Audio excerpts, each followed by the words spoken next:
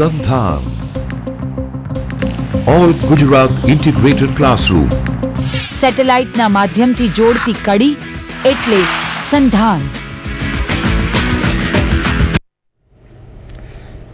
Good afternoon to all the viewers. Today I am here to discuss a topic of physics related to bridges, AC and DC bridges. First of all, what's new about bridges? We have been already measuring voltage and current using different kind of meters, but the difference between that is to be discussed. First of all, no electrical metering discussion could be called complete without bridge circuit. These circuits make use of null balance meter to compare two voltages, just like laboratory balance scales compares the weights and indicates their equal. A bridge. A bridge is a circuit in its simplest form containing four network arms. Each of them is containing either resistors or different reactants and forming a closed circuit. Further, the circuit is excited with a source of current or voltage and the current detector is connected to the other two junctions. Here you can see that R1, R2, R3 and R4 four resistors are connected and connected with a null detector. We are applying here DC excitation, while in the adjacent circuit we are having Z1, Z2, Z3 and Z4 four reactances connected along with a null detector excited with AC source. A bridge. A bridge circuit are extensively used for measuring component values such as R, L and C. A bridge circuit compares the value of an unknown component with that of the accurately known component, a standard value. We are using a standardized resistor so that the resistance is highly accurate and that is being compared, so measurement is also comparatively very high accurate. Bridge. Readout of a bridge is based on a null indication of balance, hence its independence of the characteristic of null detector. Here we are interested in measuring whether the galvanometer is indicating null or not, whether an AC headphone is also indicating no sound or not. That is making the measurement system independent of the type of detector. Measurement accuracy. Measurement accuracy depends on an accuracy of the bridge components. So everything that depends on the bridge components, higher the accuracy of the bridge components, higher is the measurement accuracy. Depending on the kind of excitation provided to the bridge may be classified as either DC bridge or AC bridge, and detectors are also selected accordingly. Normally a galvanometer is selected for DC bridge and a headphone for AC bridge is sufficient. For requirement of higher accuracy or higher resolution, the galvanometer may be replaced with a VTVM and the headphone may be replaced with high precision AC millivolt meter. First of all, starting with DC bridges. DC bridges require DC excitation, and in this category we are having two bridges for the discussion. First of all, the very popular Wheatstone bridge, 4 resistance arm measurement of 1 ohm or above. While Kelvin's bridge, which is required for a very low resistance measurement, the resistance range starts from 1 ohm reaching to a bottom level of 0.0001 ohm. The first one and the most popular one, Wheatstone bridge, a simple 4-arm network containing a galvanometer at the center and excitation with a DC voltage. Whatever is this circuit, if I want to go for that, the balancing of the bridge is required and that balancing conditions are mentioned in the next slide. In order to balance the bridge, the current passing through the resistor R1 and R3 should be same as that of the I2 and R2 and R4. That is making I1 is equal to I3, and in brief, voltage divided by the total of the resistors R1 and R3, while I2 is equal to I4, that is the currents through the second two arms I2 and I4, that is voltage divided by total of the two resistors. This is a condition that is making null detection, that is the current passing through one of the branch is not passing through the other branch, so the galvanometer is showing null deflection or zero current. In this condition, the voltage drop across the two junctions D and B are voltage at junction D is equal to voltage of excitation multiplied by R3 upon R1 plus R3, while voltage at the junction B is equal to voltage multiplied by R4 upon R2 plus R4. So both of the branches are working as a simple potential divider, and the potential divider voltage that is available at junction D and B should be equal. At the same circuit, we are looking at the currents I1, I2, I3 and I4. In the null condition, I1 current has to be equal to I3 and I2 current has to be equal to I4 current.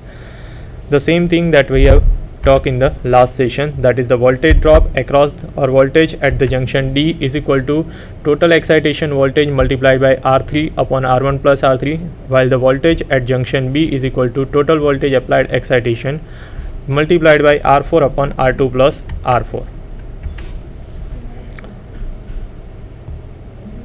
Showing the balance condition, that is voltage at two junctions D and B should be equal, that is expanding the expression, that is voltage at R3 D is equal to voltage at B, that is VR3 upon R1 plus R3 is equal to V into R4 upon R2 plus R4. Reducing this expression, we can get finally the expression at the bottom, that is R4 is equal to R3 into R2 divided by R1. Now this particular expression can help you in defining or finding the value of an unknown resistor. Here the same Wheatstone bridge is connected, but R4 is replaced with an unknown resistance Rx. Now in this case, we are having the same expression written in a different way, that R4 is equal to R3 R2 upon R1. Here R4 gets replaced by Rx and the expression becomes Rx is equal to R2 R3 upon R1 in the null condition. Wheatstone bridge applications. The applications of Wheatstone bridge includes, first of all, resistance measurement of wires or different resistors, the DC resistance measurements of motor windings, transformers, solenoids, relay coils, etc. etc. Also it is used to locate cable faults for the telephone line. Basically, solenoids or Wheatstone bridges are used for resistance measurement above the value of 1 ohm or larger. A simple example of finding a short circuit loop. Here is shown a telephone line following with a simple circuit that is utilized. We are connecting the circuit of a telephone loop with a short circuit in a Wheatstone bridge. In this condition, again we are trying to define the null condition, and in this condition the ratio of resistor arms R1 and R2 is to be found. Now this particular ratio helps in finding the location of short circuit, so that it is quite possible to go for a dedicated location or a precise location where it is possible to find a short circuit. An example is given here. The example definition: the Murray loop test is used to locate a ground fault in telephone system. The total resistance of the cables R1 plus R2 is measured to be 300 ohms. The conditions for Murray loop test conditions are defined as R3 is equal to 1000 ohms and R4 is equal to 500 ohms for nulling. Find the location of the fault in meter if the length per ohm is 36.67 meters. Now this particular idea is available, and this particular idea can help you in finding the location or the distance of short circuit. Replacing the values that is given R1 plus R3 and R4, this particular solution gives you R1 is equal to 200 ohms while R2 is equal to 100 ohms. Finding the location of short circuit, the ohms resistance multiplied by the distance per ohm, that is 100 ohms multiplied by 36.67 meters, giving you a distance of location or short circuit, that is where the short circuit has occurred, that is 36.67 meters. So this is how we can go for short circuit finding, and this is the earliest method of finding whether there is a short circuit at which particular location. In that case, this can be helpful. The Wheatstone bridge is having certain limitations also. The first limitation, it is not suitable for very low resistance measurement, because in this case the leakage resistance or the connecting lead resistors are also coming in picture, and that can affect the accuracy of measurement. The second one, very high resistance measurement. If we are going for very high resistance measurement, then we require to replace galvanometer by a VTVM. And third one, that is heating effect of resistance due to current through the arms. It is quite possible that whenever we are passing current through the resistors, it gets heated due to the current, and that can change the inherent resistance of itself. So whatever are the predefined values of resistance, that does not remain same, and in turn it can affect the measurement accuracy. Here is a same Wheatstone bridge shown with certain detailing. The R3 and Rx, two arms are connected, and we are supposed to have a very low resistance of R3 and R4. If we are having very high resistance or moderate value of resistors of R3 and Rx, then the contact resistance that has been indicated by Ry between the terminals M and N does not be that much significant. But if the values of R3 and Rx are small enough, then the value of that particular contact resistance is becoming significant, and that can affect the measurement sensitivity. In the given circuit, Ry is presenting the connecting lead resistance between the terminal resistors R3 and Rx. The galvanometer may be connected at any point P between the points M and N, and depending on the direction in which it is connected, whether it is connected to M or whether it is connected towards N, it can add up that resistance to a particular measurement value of R3 and Rx. So the same thing is dictated here, that the resistance between the points P and M, RPM between points P and N, RPN, gets added to the values of R3 and Rx respectively, and ultimately whatever we are measuring is R3 plus RPN and Rx plus RPM. If the point P is selected in such a way that the ratio of RPM to RPN, that is the ratio of resistance from the contact point towards R3 and R4, are equal to the ratio of R2 and R1, the bridge balance condition becomes as given: Rx plus RPN, that is equal to R1 by R2 multiplied by R3 plus RPM. But as we have defined, Ry is equal to RPN plus RPM, that is total contact resistance, and RPM upon RPN is equal to the ratio of R2 by R1. This gives you a solution that RPM by RPN getting replaced, and ultimately it results in a value of RPN to be defined as R2 Ry upon R2 plus R1, and RPM is defined as R1 Ry upon R1 plus R2. Substituting the values of RPM and RPN, we get finally the last expression, that is Rx is equal to R1 R3 upon R2. This is possible if we are having the condition specified on the first row, that is RPM upon RPN is equal to R2 upon R1, that is the ratio of the two arms that we have utilized is equal to, or is supposed to be equal to, the ratio of the contact lead resistors. Now this particular thing is making the base of the principle of Kelvin's double bridge.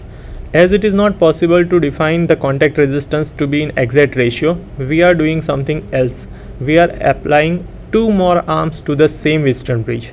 So it is now having two additional pairs of arm with resistors Ra and Rb, making the same bridge expanded. Here the galvanometer is connected between the junctions defined by R1 and R2 and defined by Ra and Rb, that is between points P and between points K. Now in this condition, the voltage drop across R1 is same as the voltage drop across Rx and Ra, and also the voltage drop across R2 should be equal to the voltage drop across R3 and Rb combinedly.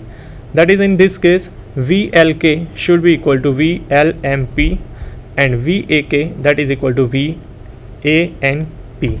Now this can be seen in the same diagram, that is VLK, that is the voltage drop across the resistor R2 should be equal to the sum of the voltage drop across R3, that is VLM, plus the voltage across Rb, that is MP.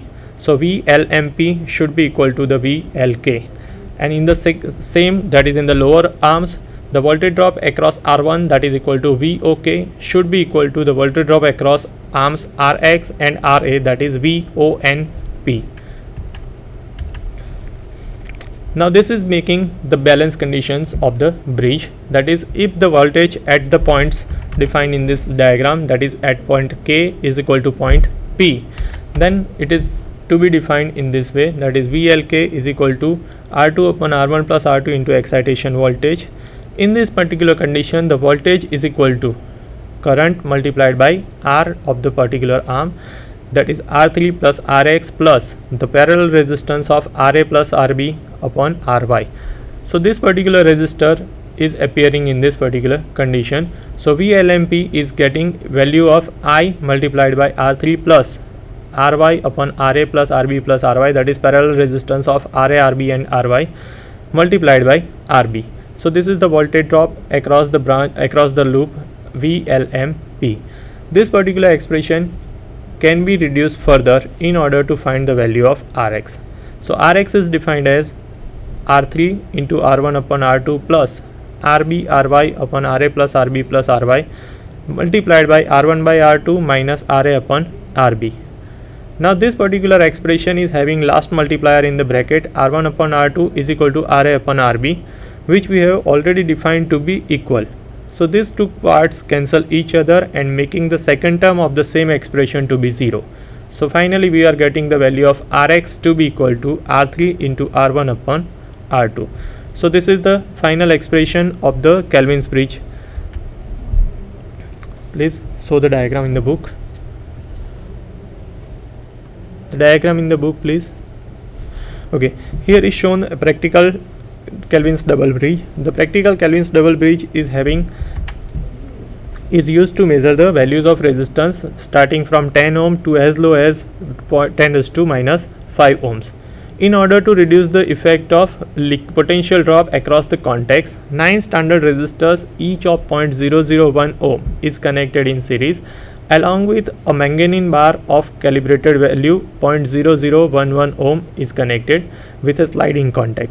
Now in this particular diagram we can see that R1 and R2 are connected as a first two arms of the bridge, while the bar or connection of a bank of resistors each of 0.001 ohm is working as a switchable resistors along with a manganese bar that works for the calibration or tuning. Now these particular resistors are making sum of the total resistance as a branch R3. So this particular unit is working as a particular Kelvin's double bridge, and it can be utilized to measure a value of resistor that is as low as 0.00001 ohm, that is 10⁻⁵ ohm. So these are the 2 points that we have discussed. First one is Wheatstone bridge, that is using 4 arms of the resistance measurement normally utilized to measure resistance above the value of 1 ohm, while the second one is Kelvin's double bridge normally utilized to measure the value of resistance for lower value starting from 10 ohms to as low as 10⁻⁵ ohms. Switching over to the next topic of the same unit, that is AC bridges. The difference between DC bridge and AC bridge is well known, that is DC bridges are excited by DC potential or DC excitation, while AC